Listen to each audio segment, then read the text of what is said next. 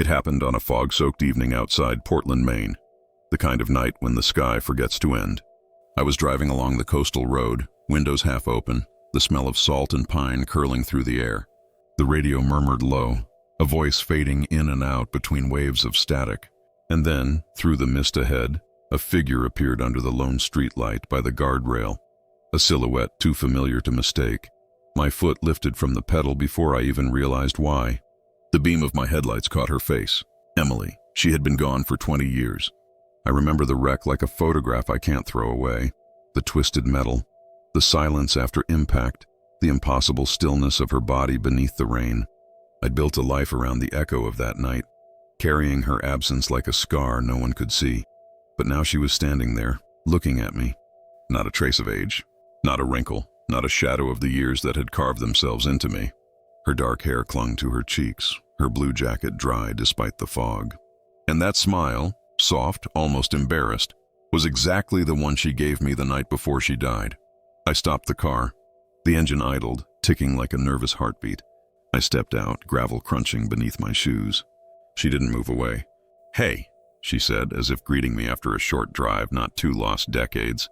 Her voice was light, real, almost warm against the cold air. For a moment, I thought maybe I'd fallen asleep behind the wheel. Maybe grief had finally built a body. But when I reached out and touched her sleeve, I felt heat under my fingers, alive, steady, undeniable. 20 years had passed for me. Not a single day had passed for her. I didn't sleep that night. The image of her standing under that streetlight looped behind my eyes. Not like a dream, but like a memory that refused to rest. Every few minutes, I'd turn on the bedside lamp, half expecting to see her shadow against the wall. By morning, I had convinced myself it was grief. One of those cruel tricks the mind plays when it wants something so badly, it begins to shape the air into it. But the memory of warmth on my hand wouldn't fade. Ghosts don't leave warmth. That evening, before I even decided to, I found myself back on the same road. The mist was thinner, the light softer, and the world quieter than I remembered. My hands were trembling on the wheel when I saw her again. Same place, same blue jacket, same faint smile like she'd never moved at all.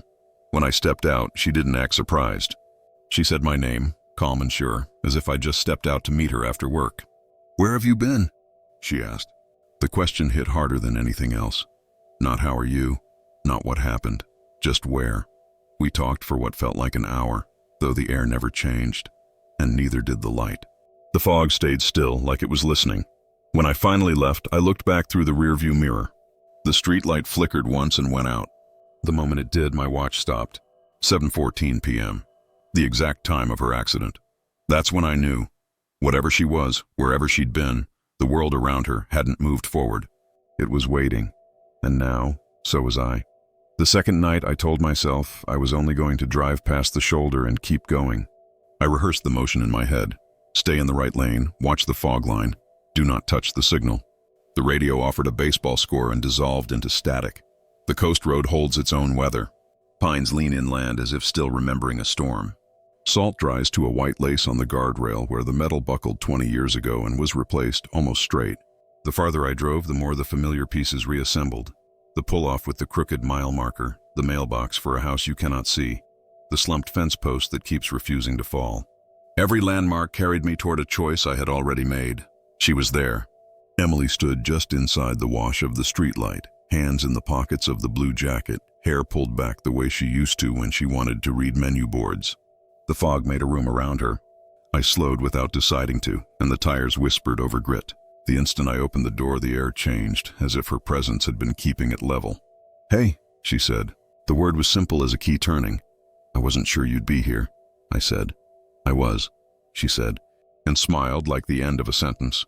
I held up my empty hands because I had thought about flowers, and then thought better of it. "I didn't bring anything. You brought yourself," she said, as if that answered something I had not asked aloud. She tilted her head. "You look tired." "I am. Do you want to walk?" We followed the narrow path toward the sound of the tide.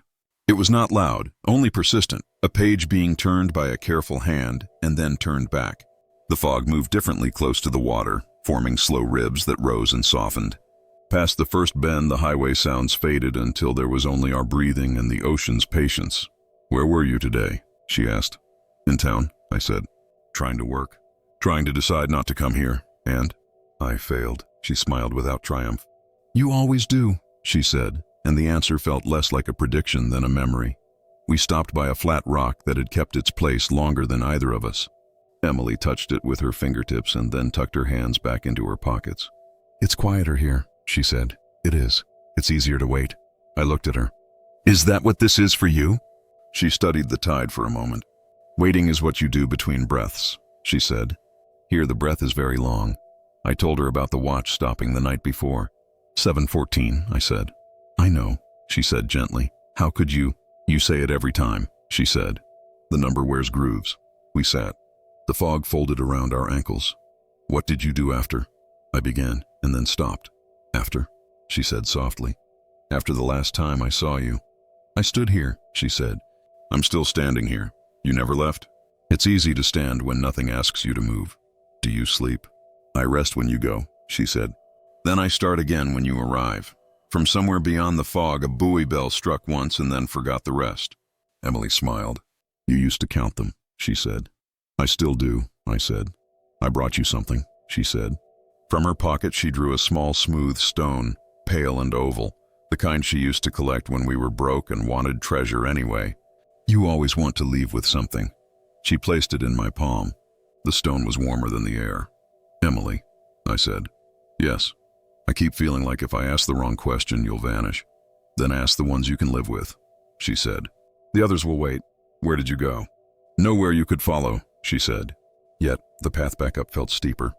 At the top, the streetlight hummed like a refrigerator in an empty kitchen. Do you remember the bakery? She asked. The one on Cedar? She nodded. They pulled the first tray at 5 on Sundays. We stood outside with coffee that tasted like paper and watched the steam leave the street. I remember. It smells the same when you're late, she said. A car passed, its headlights smearing through the fog, and the driver did not turn his head. When they had gone, the dark felt heavier. Tomorrow, she said, and even the word sounded carefully kept. Tomorrow, I said. I touched the seam at her sleeve, still loose where she had worried it during movies. In the car, I held the stone while the engine warmed and looked at my hands on the wheel like they might soon belong to a different branch of the story. On the drive home, the town felt thinner at the edges, like a map folded too many times. The apartment made small settling sounds. Something in my balance tilted toward the coast. I slept in parentheses, waking to the silence between and falling back. Morning pulled at the room. The stone kept the warmth of my palm. People said my name, and it took a fraction of a second longer than usual to belong to me. Late afternoon, thin to evening. The sky went the color of old metal. I stood, put on my coat, and did not pretend anymore. When I reached the shoulder, the world had arranged itself to include her. Emily stood with her hands in her pockets, hair damp with mist, eyes clear. You came, she said. I keep coming, I said. It's easier if you stop deciding and just arrive. Is that how you do it? That's how this place does it, she said. We stood close enough to be two people again. Tell me one true thing, I said. You loved me, she said. You still do. That's two, I said. They are the same, she said, and the bell struck twice, as if to agree. The fog settled around our knees.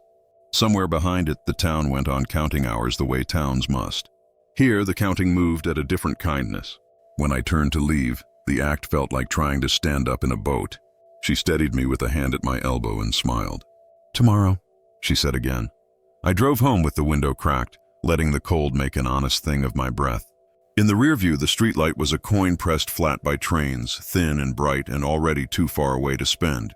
In my pocket, the stone remembered the shape of her palm.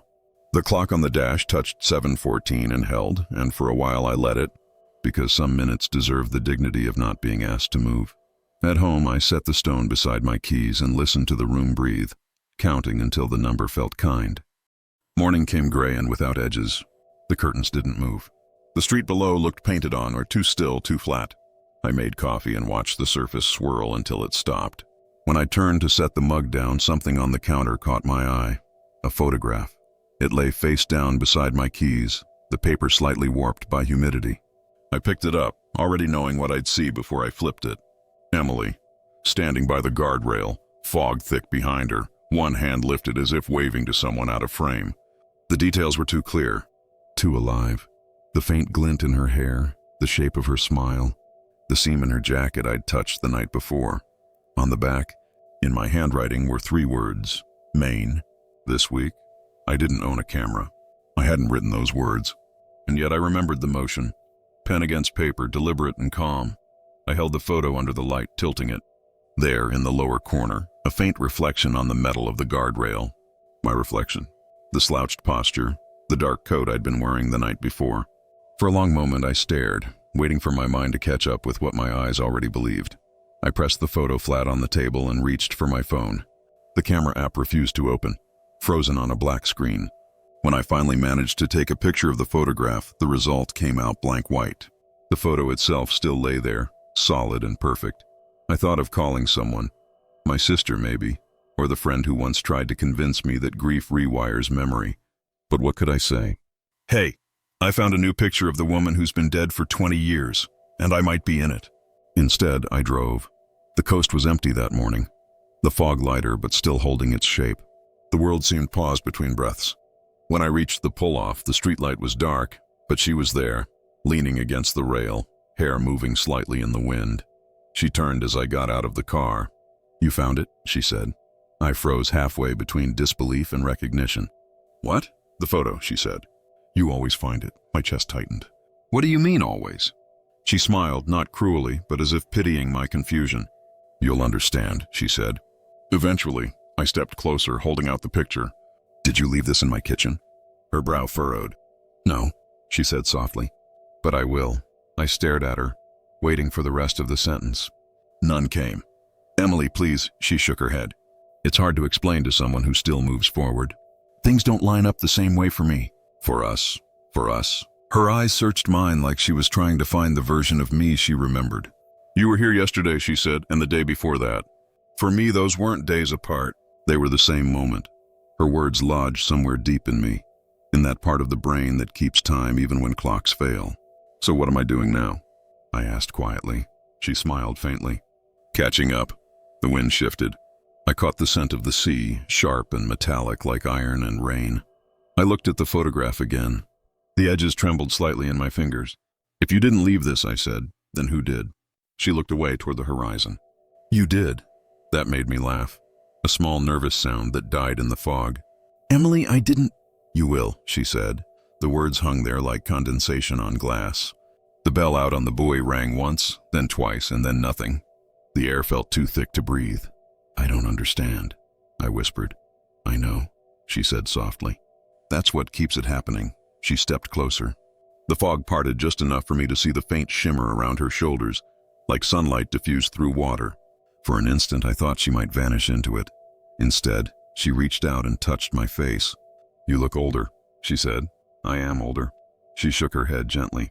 "Not here." I looked past her, to the cliff edge where the rocks dropped into dark water. "What is this place?" She smiled again.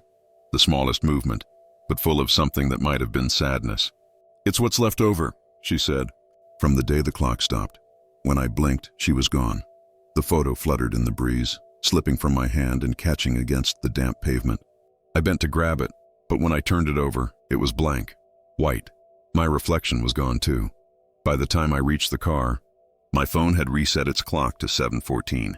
Every number on the dashboard display froze. Bright and certain, I started the engine. The headlights cut through the fog and illuminated the rail.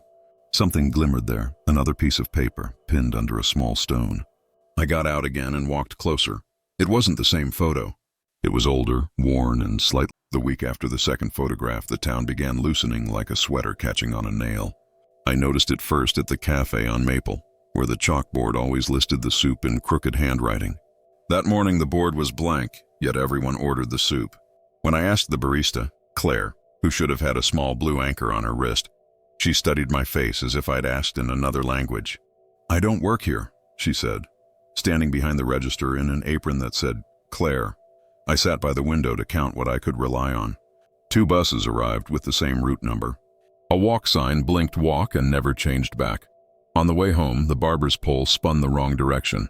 The pharmacy clock had stopped at 7:14. The pharmacist said it always did that, which surprised us both. I said my name out loud to hear if it still fit. The syllables reached me late, like sound crossing a gymnasium. At my building, the mailboxes had lost their numbers.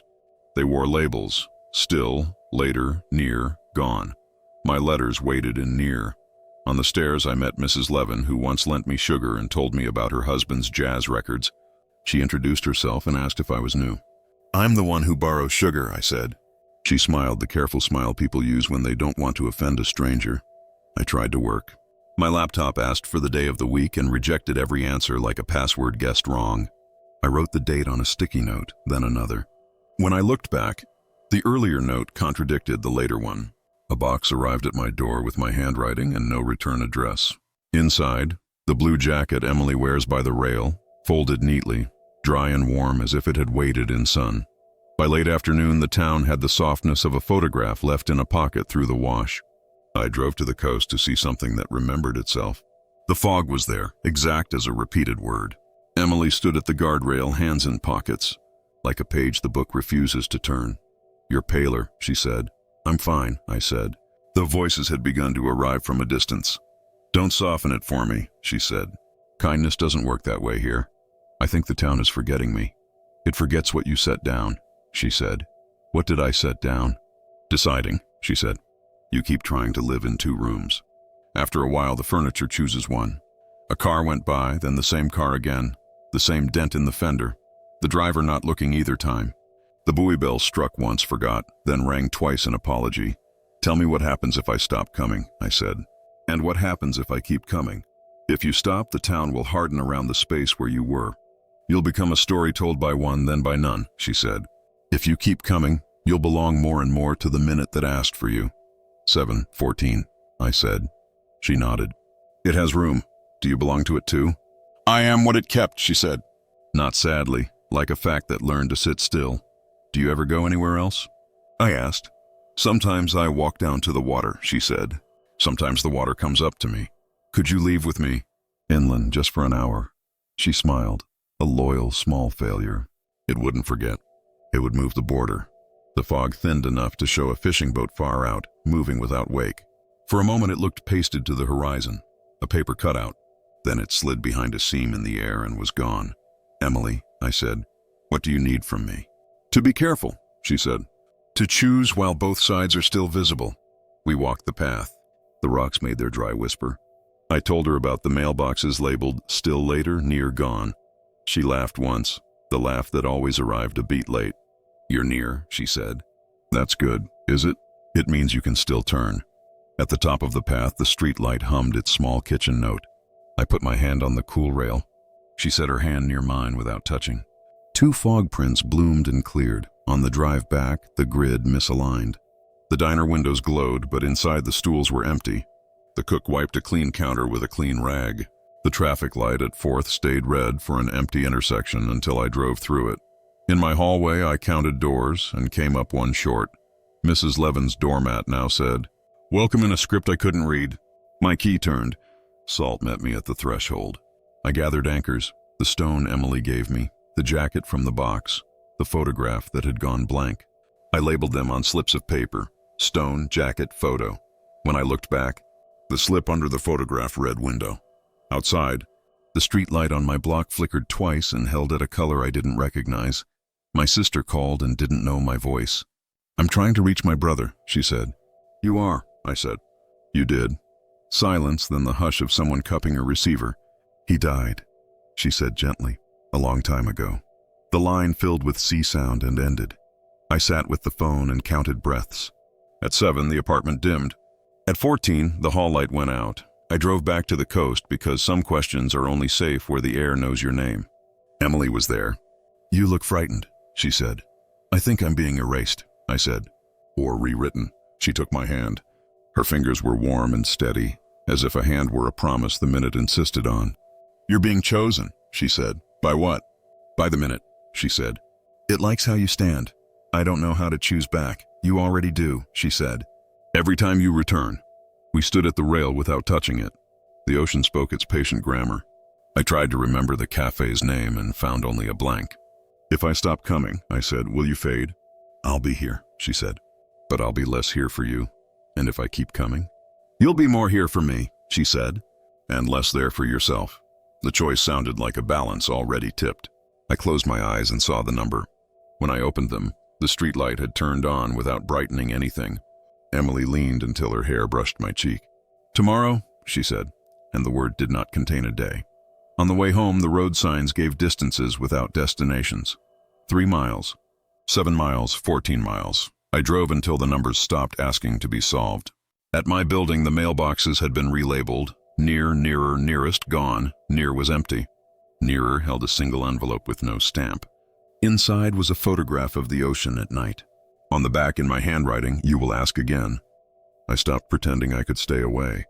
Each morning I swore it off, told myself I'd build a day that didn't end by the water. But by night, the road was already waiting. Some places know your name even after the world forgets it. The 4th week began with silence. The cafe was gone. The space it had occupied was now a narrow alley leading nowhere. The streets had lost their sound. No footsteps, no engines, only wind slipping through things that no longer needed to be solid. I saw my reflection in a storefront window and didn't recognize it. My eyes were duller, my face softer at the edges, like someone had painted me in watercolor and left the paper in the rain. That night, when I reached the coast, the fog was thicker than ever. Emily stood closer to the cliff this time, the sea below breathing in long, patient waves. "You shouldn't be here," she said quietly. "I can't stop," I told her. "It's not a choice anymore." She looked at me, sadness blooming behind her eyes. "That's how it starts." "How what starts?" "The pull."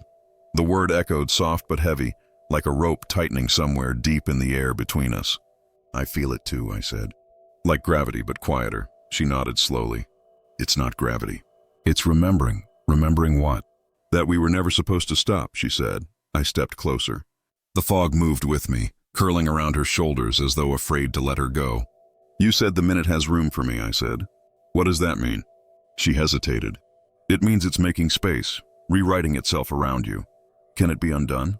"No," she said, and her voice cracked softly, almost imperceptibly. "But sometimes it forgets to finish." Behind us, the streetlight flickered 3 times, then steadied on a dim orange glow. The air hummed faintly, a sound like the low vibration of a struck wire. "I think the town's gone," I said. "I tried calling my sister again. The number doesn't exist." "It exists where you left it," Emily said. "But you keep leaving it farther away." "I don't want to forget her," I said. "You won't. You'll just stop needing to remember." I let that settle, though every part of me resisted it. The fog had weight now, pressing against my shoulders. Even breathing felt like moving through thick cloth. "Tell me something true," I said. "Something I can hold." Emily turned toward the water. "When you die here," she said, "you don't stop.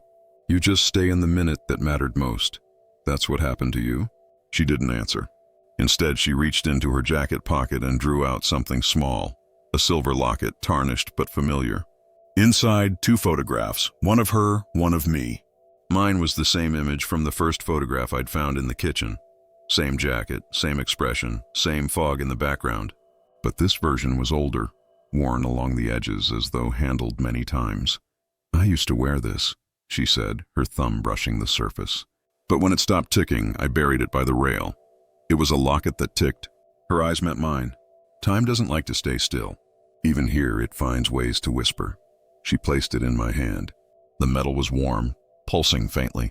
Once, twice, like a heartbeat beneath the skin of the world. "I don't want this," I said. "I don't want to belong here." "I know," she said softly. "But you already do." The wind shifted again, carrying the scent of seaweed and iron. A gull cried somewhere in the fog, the sound distant and wrong, like a recording played backward. The locket's faint ticking synced with the rhythm of the waves below.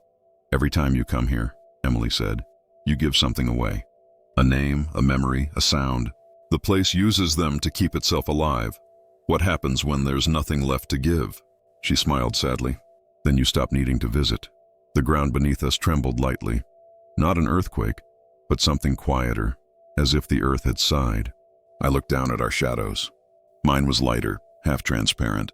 Hers darker, more defined. I moved my hand and hers didn't. "Emily," I said, "I think it's already happening." "It has been," she said. "Since the first night. Why didn't you tell me? Would you have left?" I wanted to say yes, but the word wouldn't come. Maybe because it wasn't true. The fog wrapped tighter around us. Somewhere beyond it, a faint rumble. Not thunder, not waves, but the deep turning of something unseen. Emily looked toward the sound and then back at me. It's almost ready. What is? The exchange. Her words chilled me. For what? For you. The locket ticked twice more, then stopped. The silence that followed was deep enough to feel in my bones. She stepped closer until her forehead rested against mine. I tried to keep you safe, she whispered. I thought if I waited long enough you'd forget the road. Why didn't I? Because some people are made of remembering, she said. You're one of them. We stood like that for a while, quiet, the world fading to the rhythm of what remained between us. When she finally pulled back, the color had drained from her lips. If you stay much longer, she said, you won't come back. Maybe I don't need to, I said. Her expression broke. You think this is peace? It's not. It's a loop that never ends. Then why are you still? Morning tried to arrive and couldn't quite manage it. Portland wore a sky between steel and pearl. Gulls cut slow shapes over water like paint. I stood, already in my coat. The locket on the table was warm, humming like a machine behind a wall. I closed my hand around it and felt the thrum steady my breath. The town looked unfinished. Storefronts kept signs without names. A bus circled with a destination that was only a direction, east. Mile markers offered numbers without distances. 7:14. I turned off the radio and listened to the engine. Alive the way a heartbeat is when a room goes still. At the pull-off, the fog arranged itself in careful layers. The streetlight hummed its kitchen hum. The guardrail shone with the sheen of breath on glass. Emily stood near the repair in the metal, hands tucked into the sleeves of her blue jacket, as if holding her own warmth. You look tired, she said. I didn't sleep. It's easier that way, she said, for the minute to keep you. We walked the path because that was the shape our evenings had learned. The fog opened, polite, and closed behind us. The tide was low. The flats shone like something written in pencil and erased. But not completely. I brought you something, I said, and held out the photograph that had arrived in an envelope from a mailbox that hadn't existed the day before. The ocean at night. On the back, my handwriting, you will ask again. You do, she said. Every time. What am I asking? How to stop, she said. And whether you want to. And what do I answer? You say you keep remembering. We watched a thin run of water split around a rock and join itself again. I tried to imagine not remembering. The effort felt like holding a door against wind. When you left, I said, I learned the room without you. I poured coffee for one and pretended it tasted the same. I hid photographs so visitors wouldn't think the house was a museum. I looked at her. I don't want to learn any of that again. You don't have to, she said. Her hand found mine. The warmth in her palm was steadier than the streetlight's hum. What happens to the rest of me? I asked. The apartment, the names, my sister's laugh. They go on, she said. They become the part of your story you stop telling. The way people stop telling the beginning once they reach the middle.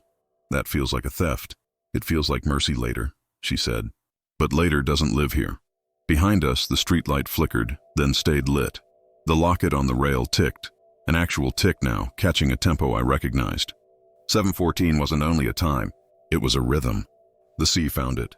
My pulse found it and adjusted. Is there pain? I asked. Not the kind that matters, she said. We stood until the minute felt like a room with air we could live in. The fog's edges brightened. The water took on a faint suggestion of color, as if the sky remembered light but hadn't decided where to put it. I can still leave, I said. Yes, she said, for a little while longer. What happens if I do? You will lose this road first, she said. It will live in you as weather, not as a path. You will forget the names of the small turns. Your sister will keep the box. You will sleep more and wake to air that doesn't smell of salt. You will tell yourself quiet is peace. You will almost be right. The quiet we stood in did not feel like peace. It felt like the moment between a word and its echo. I said her name. She looked at me with the patient, brave expression people wear when they want to make the hard thing easy. She lifted our joined hands and set them against her chest, reminding me where the heart is. The beat under my fingers was slow and ordinary. The fog closed one more finger around us, and the world outside agreed to wait. We climbed back to the shoulder. The streetlight seemed taller, or we had learned to stand shorter. I set the locket on the rail where salt had bubbled the paint. It ticked twice and was still. If I take your hand, I said, what do I owe? Nothing, she said. Everything, yourself. And if I don't? You owe the same, she said. You just pay another kind of minute. A car approached and didn't arrive. Headlights opened a hallway through the fog and folded it up again. I'm scared, I said. I know, she said. Hold on anyway. She interlaced her fingers with mine. The contact completed a circuit I hadn't known I was building. The rail hummed. The streetlight drew a steady circle. "On 3, she said. I laughed. "Since when do we count?" "Since now," she said. "One more," I said. And the fog thickened, not to hide but to keep. 2, she said. And the bell in the harbor made a small consenting note. 3, we said together, and stepped. The ground did not fall away. It did not rise to meet us. It simply agreed. The air tasted clean and thin, like the first breath after a fever breaks. The hum around us resolved into a single line of music simple enough to carry. The light did a small thing I can only call forgiving. I knew with a certainty I never managed in ordinary life that if someone drove past just then, they would see a car idling and 2 figures by the rail and tell themselves a story later they would not believe. "Look," Emily said. The horizon had come closer. Or we had. What I had called distance decided to be present.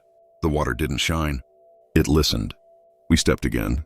The locket on the rail ticked once like a camera shutter closed. That night when she reached for my hand, I didn't pull away. The fog folded over us like water closing above a diver. There was no shock, no cold, only the soft recognition of something long overdue.